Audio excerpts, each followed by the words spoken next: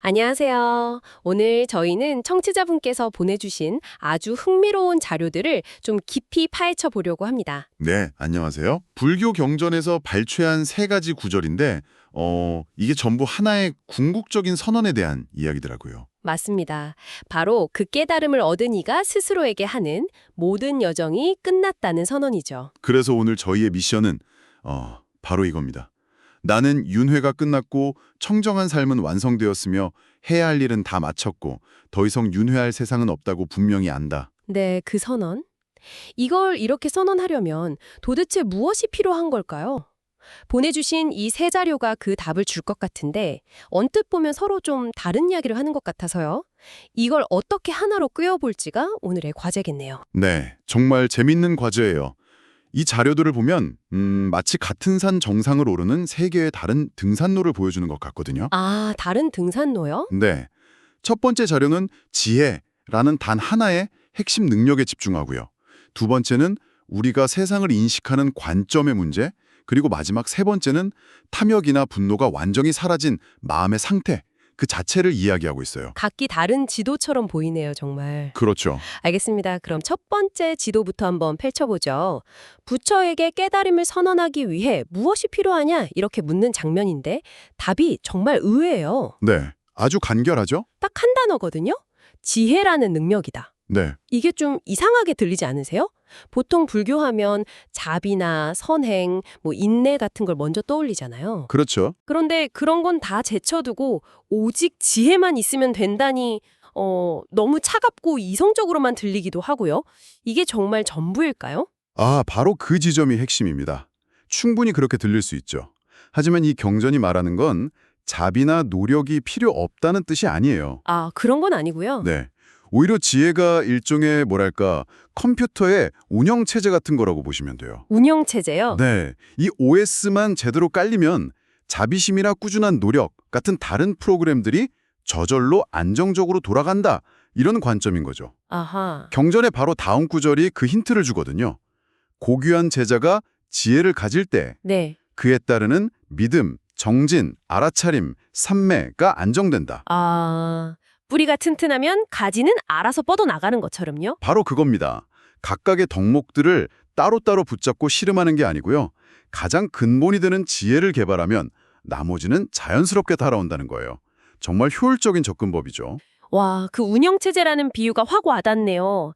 그러니까 이것저것 다 잘하려고 애쓰기보다 세상을 꿰뚫어 보는 힘, 즉 지혜라는 OS를 업그레이드하는 데 집중하라는 거군요. 맞습니다. 하나를 제대로 잡으면 나머지가 따라온다. 알겠습니다. 그럼 첫 번째 접근법은 굉장히 내면적인 작업이네요. 지혜라는 내 안의 근육을 키우는 느낌인데 그렇죠. 그런데 청취자분께서 보내주신 두 번째 자료는 이걸 완전히 뒤집는 것 같아요. 갑자기 시선을 밖으로 돌려서 우리가 보고 듣는 것들을 해부하기 시작하잖아요. 이건 완전히 다른 게임 규칙 아닌가요? 맞아요. 초점이 완전히 바뀌죠. 이 두 번째 경전은 아주 명확한 논리의 사슬을 제시합니다. 논리의 사슬이요. 네. 눈으로 보는 형상은 무상하다. 무상한 것은 괴로움이다. 괴로운 것은 실체가 없다. 무아. 그리고 이 공식을 우리가 경험하는 모든 것, 소리, 냄새, 맛, 감촉, 생각에 똑같이 적용하라고 말해요. 아, 그 논리적 연결이 바로 이 가르침의 엔진인 셈이군요. 그렇죠. 우리가 매 순간 경험하는 아주 일상적인 것들 있잖아요.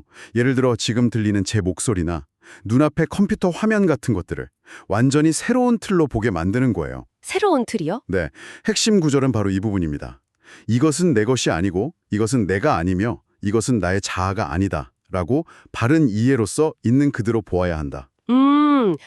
그 인과관계의 사슬이 논리적으로는 이해가 되는데 솔직히 좀 비현실적으로 들리기도 해요.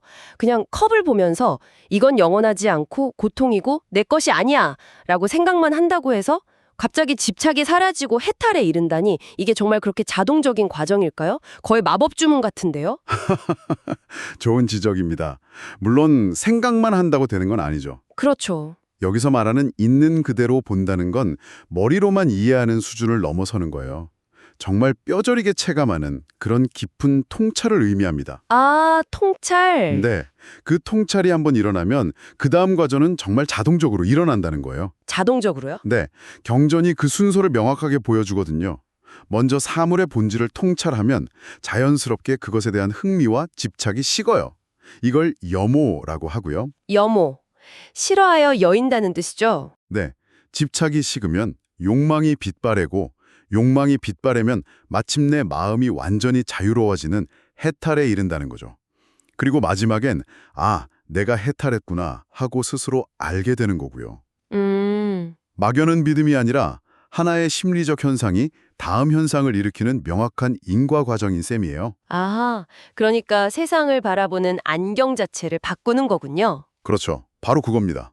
이건 내 것, 저건 갖고 싶다는 소유의 안경을 벗고 모든 건 그저 나타났다가 사라질 뿐이라는 무상함의 안경을 쓰는 순간 세상과 나 사이의 관계 설정이 근본적으로 달라지고 그 결과로 마음의 평화가 찾아온다는 이야기로 들리네요. 정확합니다. 잠시만요. 근데 듣다 보니 좀 헷갈리는데요. 네, 어떤 부분이요? 첫 번째 자료는 지혜라는 내면의 힘 하나만 있으면 된다고 했다가 두 번째는 세상을 보는 관점이 전부라고 하고 이제 세 번째 자료를 볼 텐데 이건 또다시 우리 마음으로 돌아와서 거의 현미경 수준으로 마음 상태를 점검하라고 하거든요. 네, 그렇죠. 청취자분께서 보내주신 이 자료들이 서로 모순되는 것처럼 들릴 수도 있겠어요. 이걸 어떻게 하나로 꿰어야 할까요? 바로 그 지점에서 이 분석이 정말 재밌어지는 거예요. 세 번째 자료는 지혜로 잘 굳건해진 마음에 대해 이야기하는데요. 이건 첫 번째 자료의 지혜와 연결이 되죠. 아, 연결이 되는군요. 네, 연결이 되면서도 그 지혜의 결과물이 어떤 모습인지를 아주 구체적인 체크리스트로 보여줘요. 맞아요. 저도 그 체크리스트가 정말 인상 깊었어요. 한번 읊어볼게요. 지혜로 잘 굳건해진 마음이란 첫째, 현재 탐욕, 증오, 어리석음이 없는 마음. 네, 둘째, 더 나아가서 앞으로도 탐욕, 증오, 어리석음에 빠질 가능성 자체가 없는 마음. 그리고 마지막으로 다음 생에 어떤 세상에 태어날 가능성조차 없는 마음이라고 해요. 거기서 핵심 단어는 단연 가능성입니다. 와, 그 가능성이라는 말이 확 와닿네요. 다이어트 할 때 눈앞에 케이크를 억지로 참는 거랑 아예 케이크를 봐도 아무런 감흥이 없는 상태가 되는 건 완전히 다른 차원이잖아요. 아, 정말 멋진 비유네요. 지금 이 경전이 말하는 게 바로 그런 근본적인 변화군요. 의지로 참는 게 아니라 아예 욕망의 뿌리 자체가 뽑혀버린 상태. 정확해요. 바로 그겁니다. 단순히 지금 당장 내 마음에 탐욕이 없는 상태는 일시적일 수 있어요. 명상을 하고 나면 잠시 평화로워지는 것처럼요. 그렇죠. 하지만 근본적으로 마음의 구조 자체가 변해서 앞으로도 탐욕스러운 상태로 돌아갈 가능성 자체가 없어진 상태. 이건 영구적인 변형을 의미하죠. 아, 일시적인 휴전 상태가 아니라 완벽한 종전 선언인 거예요. 그렇군요. 그래서 이 세 번째 자료는 일종의 자기 진단 도구 역할을 하는 거네요. 맞습니다. 내 마음이 정말 지혜로 굳건해졌나 스스로 물어볼 수 있는 구체적인 기준을 주는 셈이군요. 나는 지금 탐욕이 없는가? 더 나아가 탐욕이 일어날 가능성 자체가 사라졌는가? 다음 생에 대한 미련이나 기대가 완전히 소멸되었는가? 이렇게요. 네, 정말 가차없는 기준인데요. 아주 가치없죠. 조금의 여지도 남겨두지 않으니까요. 자, 그럼 이제 이 세 조각의 퍼즐을 맞춰볼 시간인 것 같아요. 네, 첫째, 내면의 지혜라는 OS를 업그레이드하라. 둘째, 세상을 무상함이라는 안경으로 바라보라. 셋째, 마음에서 탐욕의 가능성마저 사라졌는지 점검하라. 겉보기엔 꽤 다른 주문 같은데 과연 이 길들은 정말로 다른 걸까요? 아니면 서로 연결되어 있는 걸까요? 이게 정말 재밌는 지점이에요. 언뜻 보면 내면의 지혜 개발, 세상을 보는 관점 전환, 마음 상태 점검, 전부 다른 숙제처럼 보이잖아요. 네, 그렇게 보이죠. 하지만 사실은 닭이냐 달걀이냐 문제와 같아요.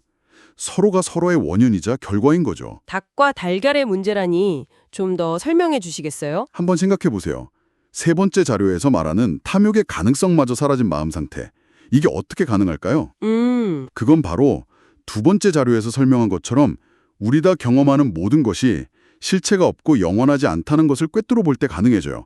세상이 본질적으로 텅 비어 있고 붙잡을 것이 없다는 걸 체감할 때 비로소 집착을 놓을 수 있으니까요. 아, 그리고 그 세상의 본질을 꿰뚫어 보는 관점이나 통찰은 결국 첫 번째 자료에서 말한 지혜가 있어야만 가능한 거고요. 바로 그거예요. 와, 이건 세 개의 다른 길이 아니라 하나의 거대한 순환고리를 어느 지점에서 보느냐의 차이일 뿐이었던 거예요. 아, 지혜가 깊어지면 세상이 무상하게 보이고, 세상이 무상하게 보이면 집착이 사라져 마음의 상태가 변하고, 그 변한 마음은 다시 더 깊은 지혜를 낳는 거죠. 와, 이 세 가지가 톱니바퀴처럼 완벽하게 맞물려 돌아가는 하나의 시스템이었군요. 네, 맞습니다. 이제야 그림이 맞춰지네요. 청취자분께서 보내주신 이 세 자료는 결국 서로를 설명해주고 보완해주는 관계였군요. 그렇죠. 어느 길로 시작하든 결국에는 나머지 두 길과 만나게 된다는 말씀이시네요. 바로 그렇습니다. 그럼 청취자분을 위해 최종적으로 정리해 볼게요. 윤회가 끝났다고 선언하는 이 궁극적인 상태에 이르는 여정은 네, 첫째, 다른 모든 정신적 자질을 안정시키는 운영체제로서의 지혜를 개발하는 것으로 이해할 수도 있고, 둘째, 우리가 감각하는 모든 것이 영원하지 않다는 무상함을 꿰뚫어 봐서 세상과의 관계를 재설정하는 것으로 이해할 수도 있어요. 네, 맞아요. 혹은 셋째, 탐욕과 증오가 다시는 피어날 가능성마저 사라진 특정 마음 상태를 달성하고 확인하는 것으로도 이해할 수 있고요. 결국 어떤 문으로 들어가던 도착하는 방은 같다는 거네요. 네, 완벽한 요약입니다. 오늘 저희는 깨달음의 선언에 이르기 위한 세 가지 관점을 깊이 있게 탐구해봤어요. 지혜라는 핵심 능력, 무상함에 대한 통찰, 그리고 오염원이 소멸된 마음의 상태. 이 세 가지는 서로 다른 길이 아니라 하나의 진실을 비추는 서로 다른 거울과 같다는 걸 알게 됐네요. 네, 여기서 청취자분께 마지막으로 생각해 볼 만한 질문을 하나 던지고 싶어요. 오, 어떤 질문인가요? 오늘 우리가 살펴본 경전들은 모두 영적인 여정의 끝에 도달했음을 스스로 아는 방법에 대해 이야기해요. 즉, 자신의 내면 상태와 이해의 정도를 통해 그 완성을 확인하는 방법을 설명하죠. 네, 그렇죠. 내면의 확인. 하지만 그 선언을 한 이후의 삶에 대해서는 자세히 다루지 않아요. 그 변화된 상태가 세상과의 일상적인 상호작용 속에서 구체적으로 어떻게 발현되는지에 대해서는요. 그러네요. 그래서 청취자분께서 한번 생각해 보실 점은 이것입니다. 해야 할 일을 다 마친 사람, 즉 모든 번뇌와 집착에서 벗어난 사람의 하루는 과연 어떤 모습일까요? 그들이 짓는 미소는 어떤 의미를 가지며 그들이 걷는 걸음걸이는 어떨까요? 그들의 평범한 일상은 우리와 무엇이 같고 또 무엇이 다를까요?